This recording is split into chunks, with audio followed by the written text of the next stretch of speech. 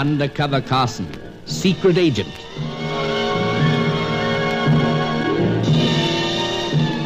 Operation Deathray, an assignment in Rio.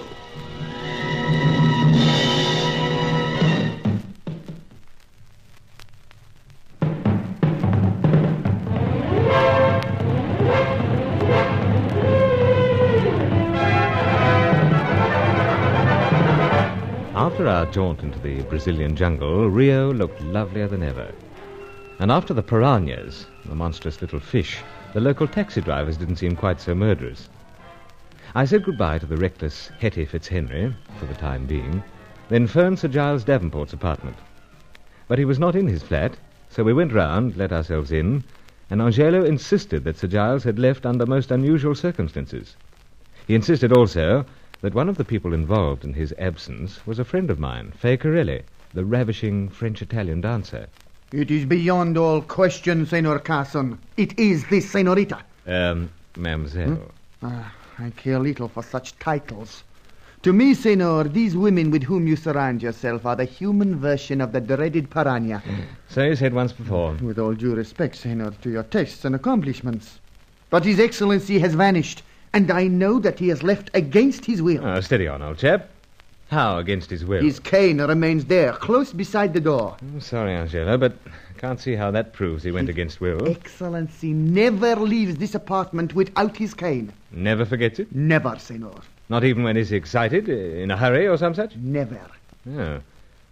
So this is the first time he's ever gone out and left his cane behind? No, Senor. What the blazes... Permit me to finish, please. I'm sorry. Go ahead. There was one previous occasion. And that?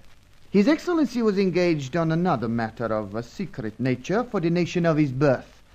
He was obliged to leave with strangers who produced guns and accompanying threats.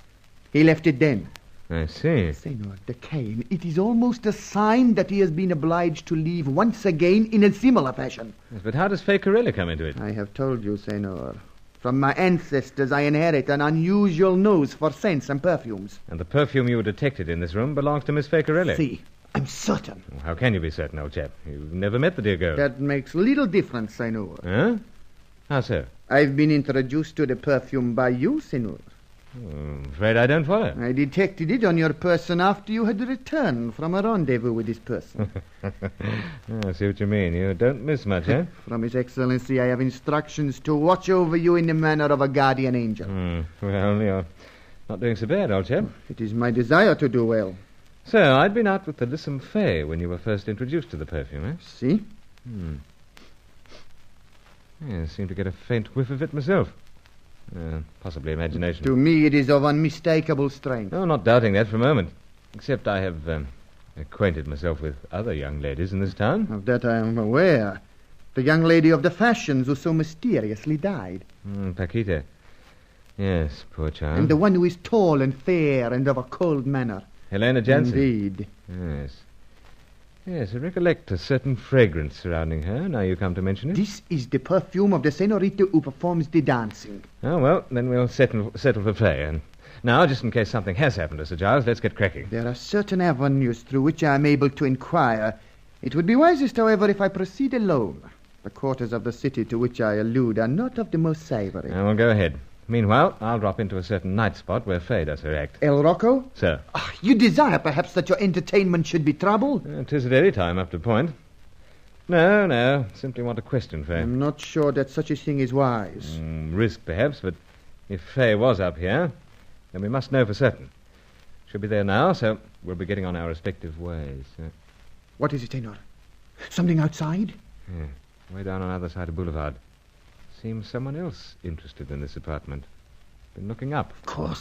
Of course. But let us hasten into the next room. It is from there that His Excellency and myself have made our observations when such attentions have been bestowed upon us in the past. Come, Senor.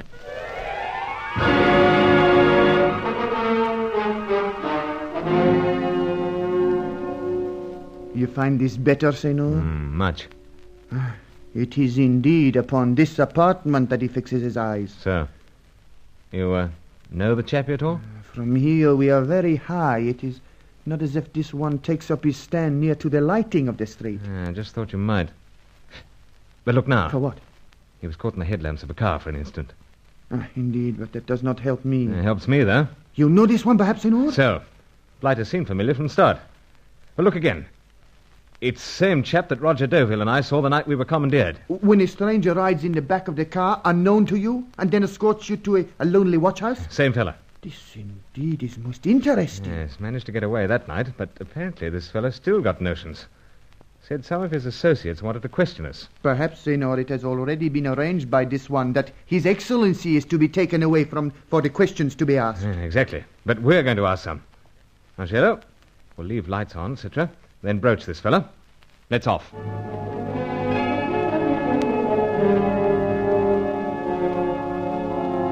It was pointless going out through the front entrance, so we went right down to the garage, where Sir Giles' gleaming Rolls was still parked.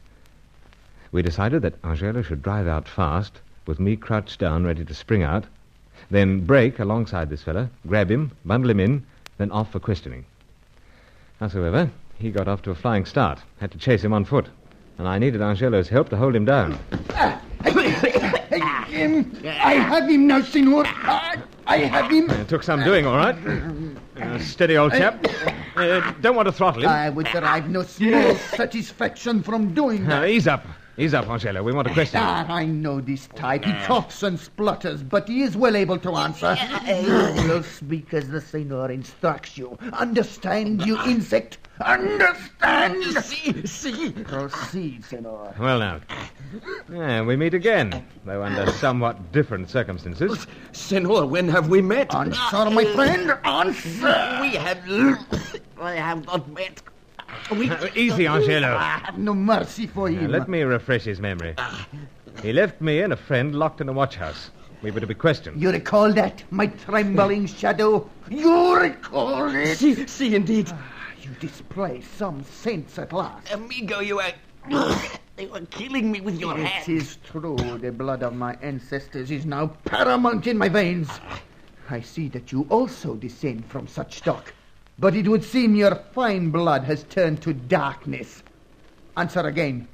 For what purpose were your evil eyes cast upon the building almost opposite? I beg of Beg you. nothing of me. Answer. Come along, old chap. Senor, I... Hold it. What is the sound? Siren. Police. Apparently someone spotted the struggle. Quick, we take this one in the car of His Excellency and drive on. No, not enough time. I have Besides, driven my way out of... No. Only one thing to do. Wait. They're awkward with that fellow around. You better skip it, my friend. Understand that? Indeed, senor, I think I do. Senor Carson, we can't... Yeah, must be done. On your way, fella. I have no desire to linger, my fine insect. Why? Let him go. We'll meet again. It is to be hoped, senor. Though under different circumstances. He will choke. Next time, he will choke. Now, get that murderous look off your face, old chap. Police almost here. Best we're polite. They'll want some story.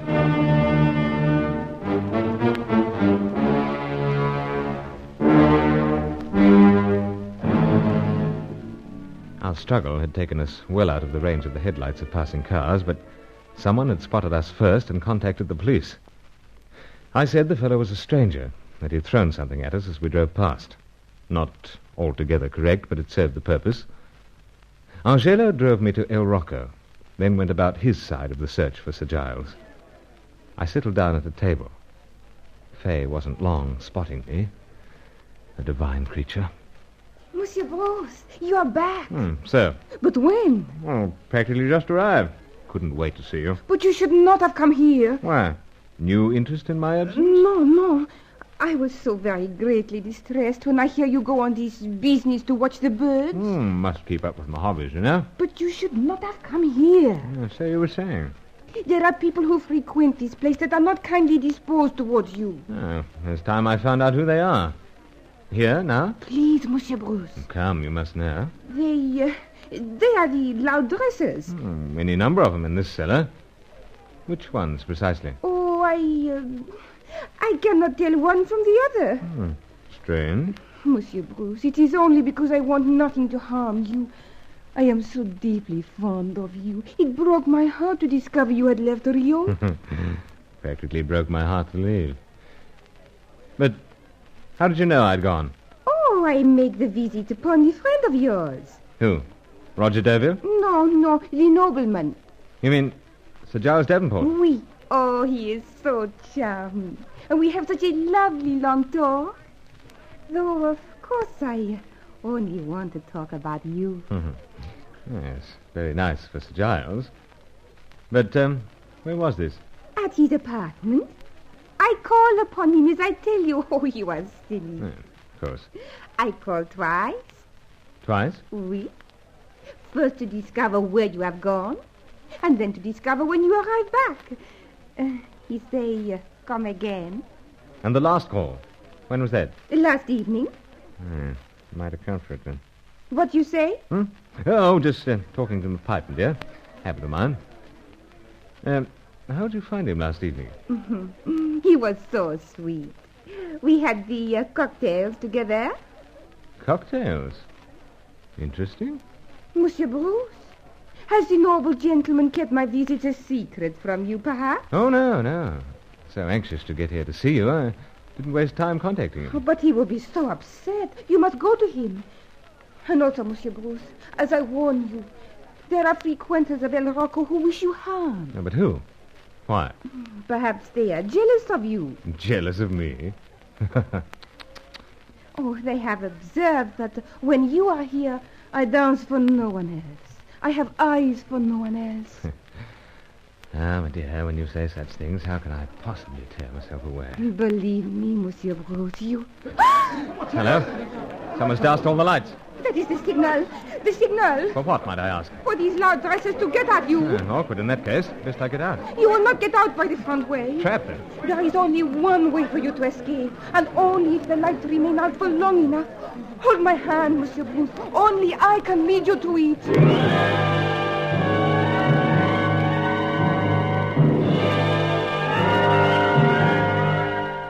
It was all very confusing. It would seem Faye had paid her calls to Sir Giles quite openly. Angela was wrong, apparently. But my chance of telling him rested with Faye as she led me quickly through the pitch darkness. Trouble was still coming from many directions in Operation Deathray.